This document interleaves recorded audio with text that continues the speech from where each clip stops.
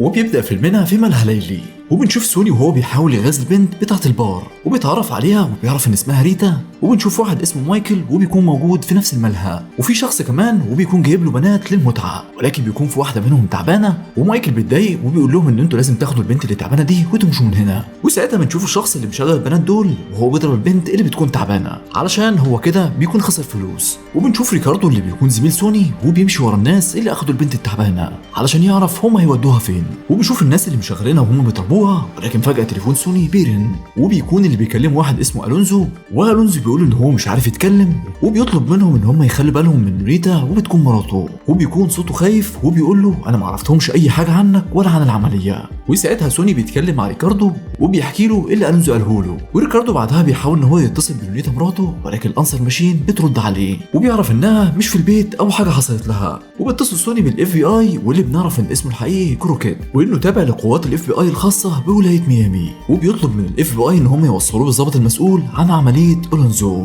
وبيوصلوه للضابط المسؤول بالعمليه واللي بيكون اسمه جون فوجيما. وبيبدا ريكاردو يتكلم مع الضابط وبيعرفوا ان الونزو كلمهم من خط مفتوح وقال لهم ان العمليه اللي انتوا حاطينه فيها اتكشفت. وبيفهم ساعتها ريكاردو من الضابط ان الونزو كان في عمليه كشف اكبر عصابه المخدرات، والاف بي اي بيكلفوا ريكاردو سوني بان مهمتهم اتغيرت ومش هتكون في الملهى الليلي اللي كانوا فيه، ولكن مهمتهم ان هم يلاقوا الونزو. وبتبدا الاف بي اي انهم يدوروا على عربيه الونزو عن طريق الكاميرات والاقمار الصناعيه والهليكوبتر، وفعلا بيلاقوا عربيته وبيمشوا وراها، وبيقدروا في الاخر ان هم يوصلوا ليه وبيسالوا ريكاردو عن ايه اللي حصل. وساعتها بيقول له الونزو ان كل حاجه كانت تمام، ولكن في واحد من الروس اتكشف وده خلى العصابه ان هي تقدر توقعه وتعرف انه تبع الاف بي اي. وبيفهمهم الونزو ان هم مخترقين اكتر مما تخيلوا. وبيجي تليفون لريكاردو وهو واقف مع الونزو وبيعرف من التليفون ان مرات الونزو اتقتلت، وعلى طول ساعتها الونزو بينتحر. وبيكون الضباط موجودين في المكان اللي اتقتلت فيه مرات الونزو، وبيطلبوا من ريكاردو وسوني ان هم ما يجوش وبيحددوا لهم مكان جديد علشان يتقابلوا فيه مع واحد مسؤول. لما بيروحوا هناك بيلاقوا فوجيما ضابط المسؤول عن عمليه الونزو وبيكون مستنيهم، وبيسالهم عن معلومات اكتر عن الونزو وعن اللي قال لهم قبل ما بينتحر، فبيعرفوه ان هم مخترقين ان كل المعلومات مع العصابه. وساعتها جو بيقول لهم ان كانت العمليه مشتركه بين مكافحه المخدرات واداره الاسلحه والجمارك، وانه لحد دلوقتي ما يعرفش الاختراق او المشكله كانت في اي قسم من دول، ولكن اللي يعرفوا ان شرطه ميامي كانت بعيده جدا عن العمليه، وبالتالي فما فيش اي حد يعرف شكل سوني او ريكاردو. وبيكلفهم ان هم يتزرعوا وسط العصابه علشان يعرفوا كل المعلومات ويقدروا ان هم يقبضوا عليهم. ولما سوني وريكاردو بيبتدوا ان هم يجمعوا المعلومات وبيعرفوا ان الوسيط في تجاره المخدرات تاجر كولومبي واللي بيكون اسمه هوزيه يورو، واللي بيكون بيجيب بضاعته من البحر من هايتي، واصلا بيكون موصلها هايتي عن طريق الجو وتحديدا من كولومبيا، ويستخدم طيارات وزوارق قريبين جدا من بعض ومش بيبانوا كويس على الرادار. وسوني وريكاردو علشان يقدروا ان هم يقربوا من العصابه بينفذوا هجوم على مكان تخزين المخدرات بتاع العصابه، وبيسرقوا الشحنه اللي المفروض العصابه كانت هتسلمها، وبعدها بيتصلوا بنيكولاس واللي بيكون مجرم ولكنه متعاون مع الشرطه وبياخد نسبه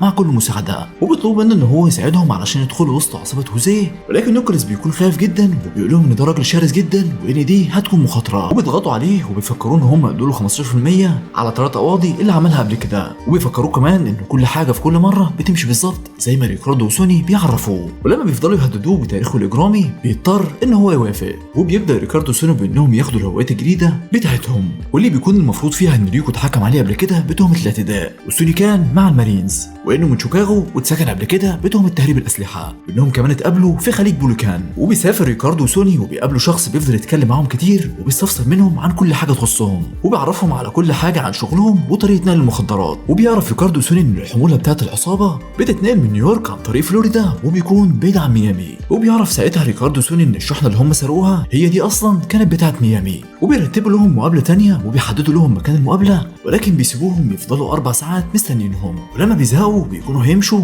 وبيضطر رجاله العصابه ان هم يودوهم عند واحد تاني واللي بنعرف انها بنت وبيكون اسمها ايزابيلا، وبتكون من اتقل افراد العصابه وتعتبر المساعده والدراع اليمين بتاعت هوزيه. وبيحددوا لهم بعد كده مقابله علشان يقابلوا اكبر واحد في سوق المخدرات واللي بيكون اسمه هيسوس مونتويا واللي يعتبر رئيس هوسيه نفسه، وبيقول لهم انه اكيد مش هيقابلوه تاني لان هو ما عندوش اي وقت، واول نقله دي هتكون مجرد نقله ثقه وهي عباره عن 1000 كيلو من المخدرات واللي هتتنقل من كولومبيا، والعموله بتاعت ريكاردو سوني هتكون 3 مليون. وبيعرفهم ان هو مش عايز اي غلطه لانه غير مسموح اصلا باي غلطات في عملياته. واخيرا بيقول لهم ان هم هيتعاملوا مع هوزيه في الاعدادات والاتصالات والامان، وهيتعاملوا مع ايزابيلا في كل ما يخص الماديات. وعلشان ريكاردو وسوني عاوزين يروحوا العمليه بتاعت ميامي علشان يكتشفوا الاختراق جاي منين.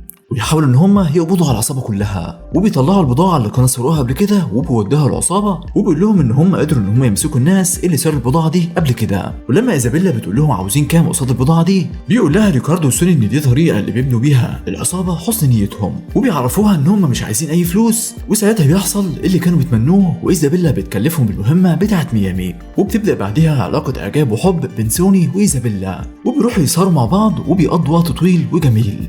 وسوني بيعرض عليها ان هو وريكاردو ياخدوا 25% من كل حموله، ده هيكون مقابل ان هم يضمنوا لها نجاح العمليه. ولكن ايزابيلا بترفض الفكره تماما. ولما بتتقابل ايزابيلا مع مونتينيا بيسالها عن رايها في ريكاردو سوني، وساعتها بتعترف له ايزابيلا انها عملت علاقه مع سوني، ومونتينيا بيقول لها انه مش مرتاح ليهم قوي، ولما العمليه هتخلص هيقتلهم.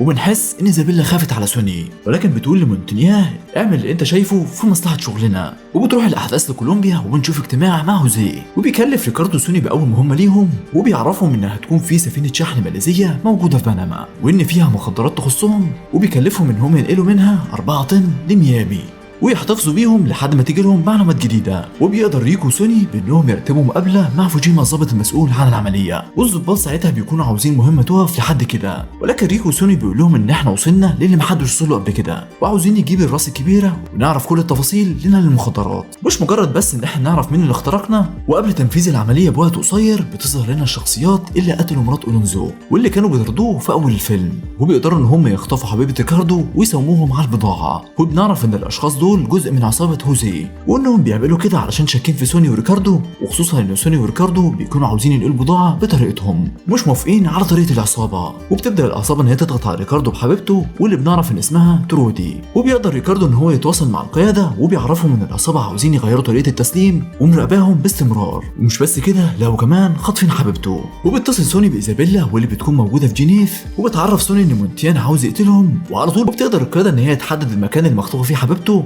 وبيوصل ريكاردو وسوني وزمايلهم للمكان، وريكاردو بيخبط على الباب كانه دليفري بيتزا، وبمجرد ما العصابه تفتح الباب بيقدروا يدخلوا، وعلى طول بيقدروا ان هم يشتبكوا معاهم ويقتلوهم كلهم. ومش بيفضل منهم غير واحد بس، واللي بيكون ماسك مفجر، والمفجر ده بيكون متوصل بسلك حوالين رقبه رودي.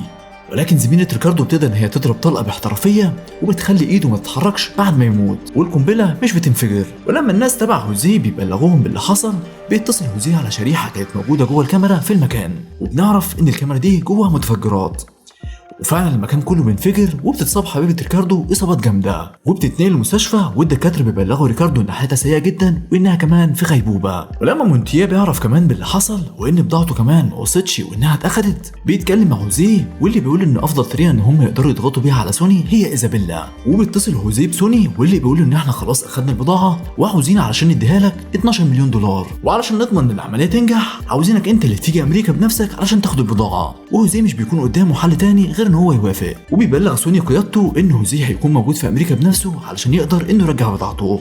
والقائد بتاع ريكاردو وسوني بيعرفهم ان اكيد العصابه هتغير مكان المقابله في اخر لحظه، وبيتكلم ريكاردو مع سوني واللي بيساله عن مشاعره، فبيقول له انه في موقف صعب لانه فعلا حب ايزابيلا، ولكن واجبه ناحيه بلده اكبر من اي حاجه. وقبل التنفيذ بوقت قليل فعلا بيحصل زي ما القياده كانت متوقعه، والمكان بتاع التسليم بيتغير، والقائد بيبلغ سوني وريكاردو انهم يفضلوا يماطلوا مع العصابه لحد ما هو يقدر يحدد اماكن القناصين بتوع العصابه. وبيتقابل ريكاردو وسوني مع العصابه وبيبداوا يتكلموا، وبيعرفهم سوني ان هم معاهم المخدرات، وساعتها هوزيه بيقول له ان احنا كمان معانا فلوس. وبيحاول سوني ان هو يطول في الحوار عشان يدي فرصه لزمايله ان هم يحددوا اماكن القناصين بتاعه العصابه، وبيبعت سوني واحد من عنده علشان يشوف الفلوس، وفي نفس الوقت هوزيه بيبعت ايزابيلا علشان تشوف المخدرات. وبيلاقي القائد صعوبه ان هو يحدد اماكن القناصين، ولكنه في الاخر بيقدر ان هو ينجح في ده، وبمجرد ما هو يقدر يحدد اماكنهم بيأمر الضباط ان هم يبداوا يضربوا النار، وبتنجح الشرطه في انها تقتل كل القناصين. وبيحصل اشتباك كبير جدا وتبادل اطلاق النار بين العصابه والشرطه، وبتقدر الشرطه بانها تقتل كل عصابه وكمان بيقتلوا هوزيه. وبتتفاجئ ايزابيلا لما بتلاقي سوني وهو بيلبسها كلبشات، وبتكتشف انه كان شرطي، وكل ده مش قايل لها، ولانه مش قادر ان هو يشوفها بتتسجن وبياخدها لمكان بعيد، وبيقول لها انه ليه صديق اسمه فرانك هيجي ياخدها وهيوديها هافانا عن طريق البحر، وبيعرفها ان هو عايزها هناك تبدا صفحه جديده، وتكون متاكده ان محدش هناك هيحاول ان هو يقبض عليها ولا حتى سوني نفسه. وبنشوف ايزابيلا وهي عينيها مليانه دموع لانها فعلا بتكون حبت سوني ونفسها تعيش معاه، ولكن بيجي فرانك فعلا في الاخر وبياخدها. وبنشوف ريكاردو وهو في المستشفى جنب حبيبته، وبتبدا تتحرك وبتفوق، وبنستنتج من كده انها فات من الغيبوبه. وبكده بيكون الضباط الضباط الشجعان دول قدروا ان هم يقضوا على واحده من اخطر عصابات المخدرات في العالم. وبتنتهي احداث فيلمنا النهارده، وما تنساش تعمل لايك وسبسكرايب للقناه وشير الفيديو علشان يوصلك كل فيلم جديد. وسلام.